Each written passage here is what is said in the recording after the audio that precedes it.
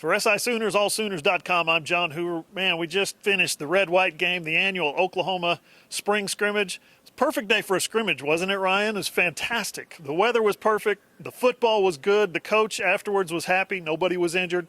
The white team took down the red team in a thrilling, riveting match. The final score was actually 30-29, so the scoring system seemed a little yonky at first. It worked out great. Yeah, absolutely, and it gave the defense an opportunity. Look, in the post-game, Delarian Turner-Yell mentioned that Alex Grinch says you just need enough stops. You need to give that 3-touchdown cushion, so that's why the 21 points, starting 21 down, made a lot of sense, and the defense almost did it, John. They got close. They even got a safety at the end, but it wasn't enough. The offense pulls it out. The white team, I guess, won this one for the record. 22,700 out here today. I was told they sold every ticket that was available. People in this state, people in this fan base are hungry for some football, Ryan. Yeah, absolutely. And John, not only are they hungry for some football, they're hungry for a team that has the lofty expectations, making a national championship push, not just the playoff, not just a 7th straight Big 12 championship. The fans want a natty here, John, and that's what they wanted to come out and see. They want to come out and see some of those young freshmen as well. Oh, yeah. So 5 starters out on defense, 2 or 3, depending on whose projections you read on the offensive line, 2 or 3 out on offense. The football was still clean. I thought the football was good. Maybe it's just one of those things I haven't seen live football in 4 months. Maybe that's it. But no, I thought the football was good. Lincoln Riley said it was clean as well. When you talk about that freshman class, now come on. Caleb Williams, 10 of 11 for 99 yards, plus some rushing yards. He was beating guys, juking them, outrunning them. He is one of 10 freshmen in the 2021 freshman class who was out here today making plays, Ryan. Yeah, absolutely. The freshmen made their mark, John. You've got Caleb Williams. He was the one slinging it. He'll be the big story. Due to a little bit of Spencer Rattler's struggles, I chalk that up to good secondary play more than anything. But also you've got the other Williams. Let's not forget about him, Mario Williams. He comes out, has the big 50-yard catch, a very competitive grab where I believe it was DJ Graham, if I remember correctly, went up with him and they fought all the way through the ground. And I guess Mario Williams was ruled to win that battle. But a big day for the other Williams as well, as he showed why he's drawn some rave reviews out of spring camp already.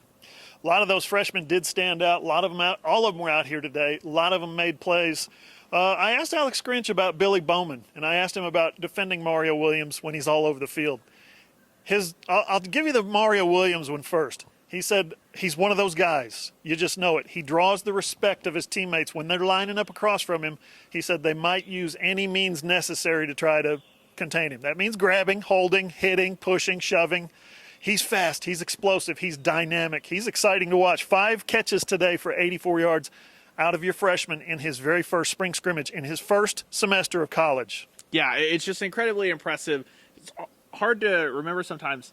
These guys should be high schoolers. Right now, they should be worrying about their senior prom. I mean, it was what Bill Bedenbaugh said earlier this spring, that he was out there going, oh, wait a minute, these guys are still asking about prom, things like that. So it's one of those things where they come out, they're playing against one of the best rosters in college football. They're already making a mark. It's hard not to get excited about what could happen in the fall, given that entire summer in the weight program and acclimating to real college football. Now, the thing that stood out to me is this is 2021 spring. 2020 spring got canceled. That means the class that came in 2019 that were freshmen, they didn't get to do spring last year. The 2020 class that enrolled early, they didn't get to do spring last year. So there's 3 classes of guys out here today going through their first spring game, their first actual spring football practice.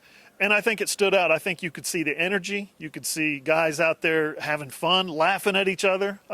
Football, where's it been, right? I know. It feels like, January, the Cotton Bowl was a great result for Sooner fans, but it almost had a little bit of that gusto missing with the cloud of Florida that came in and just ruined that game. So it was fun to see guys actually excited to come out and compete. And you mentioned not having that spring ball. When you've got a staff like this OU staff, what Lincoln Riley, what Alex Grinch, what they've been known for is their players and teams developing throughout each season, pushing, getting better and better. You just have to imagine, what would this team would look like last year if they actually had that hands-on time to do that all throughout the spring and not just having to learn on the fly? we'll get that answer here in 2021. Yeah, they probably wouldn't have had such a slow start to the season. Two offensive linemen starters out today. Again, possibly three, depending on who you project as the starting group. And yet Lincoln Riley was pleased with how those guys handled the defense. Now, what did you think of today's starting running back, who had probably the run of the day with the 19-yard touchdown, Eric Gray? Yeah, I thought that he lived up to the billing. What we've been told is he's going to be a guy that's very versatile, can catch out of the backfield. Oh, well, guess what? He was that guy that had the first reception today. He can run as well. He had that big touchdown run there. Shifty in the open field, making guys miss. And this is not your Oklahoma defense of old, where making guys miss in the open field is not something to write home about. This is a technically sound, sure tackling defensive side, and he cut through them at certain points. Now, did the defense win their battle? Sure. But I thought Eric Gray looked great, especially with, you could tell how limited they were as far as getting too much run out, because like you said, John, it's the spring game, but priority number one's not getting anybody hurt, and so that kind of played into it as well. But once everything gets unleashed, once they really let Eric Gray get off and run, I think they're going to have a pretty dynamic 1-2 punch there in the Oklahoma backfield. Give you guys some defense real quick. I told you about Billy Bowman. Alex Grinch, I asked him specifically about him as a freshman in his first spring. He really flashed today. He had the kickoff return, I think it was about 45 yards. And then he made some plays on defense. And Alex Grinch said at nickelback, he has really taken off. What'd you think of his day today? Yeah, absolutely. I agree with you. There was that play on the goal line just right behind us here where he's manned up on the line, press coverage at about, I think it was the 2 or 3 yard line, and he's the one that reaches out, makes the play for the pass breakup, denying Spencer Rattler a touchdown on the opening drive of the second half. That's really impressive stuff for a guy that, like we said, should be in high school right now, and a guy that coming out of high school didn't have a clear-cut position. You knew he was an incredible athlete. You knew what he could do in the open field in the return game like we saw, but for him to come in, put all of his focus into one position and already be here, like, look, the nickelback position is going to look a lot different for the Sooners this year. We didn't even get to see Jeremiah Cradell, who we've heard all the great things about all spring long. So if that's what you're rolling out as a potential backup, then it's exciting to see what the frontline guys could look like in that position. He's one of those guys that in the defensive secondary today played sticky. Spencer Rattler tries to fit a ball in the window.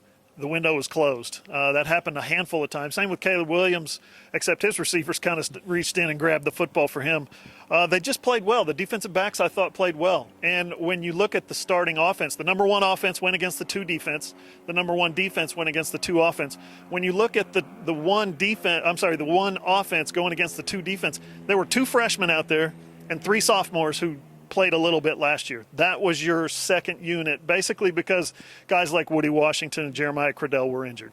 Yeah, and you could tell, I wouldn't say frustrated is the right word, but things were not easy on Spencer Rattler. Those first 2 drives, the third down plays especially, they would have been chalked up to either Rattler having to throw the ball away or tuck it and run, because it would have been a coverage sack in a real live game. So that's a good job by the offensive line for it not to end up being a sack, but an even better job by that OU secondary, because as good as this pass rush is, John, there's going to be certain points where the secondary is just going to have to cover and cover and cover, and they did that today, especially the 2s on the 1s, like you said. So nothing really to complain about there, especially when you're not getting those pass interference or defensive holding penalties, because they were sticky but not grabby today.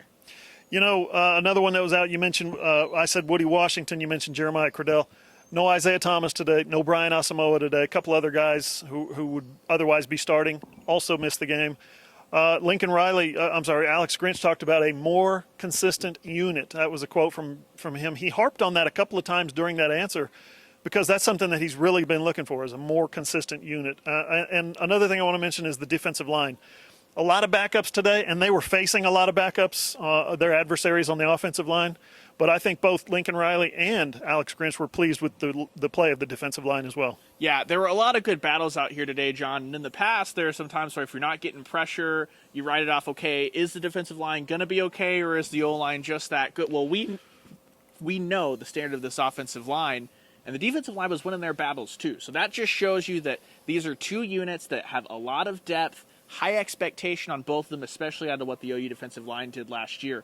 Bummer we didn't really get to see Jalen Redmond today coming back in after opting back in. That's kind of the guy we all were looking for to be a difference maker, to kind of pick up where Ronnie Perkins' production may have left off. But look, with what we did see today out of those second unit guys and the rotational guys, I think that everyone's going to be really pleased tonight when they're breaking the film tonight and tomorrow. No new injuries today. I think everybody's excited about what they're going to look like when they get all those bodies back in the fall.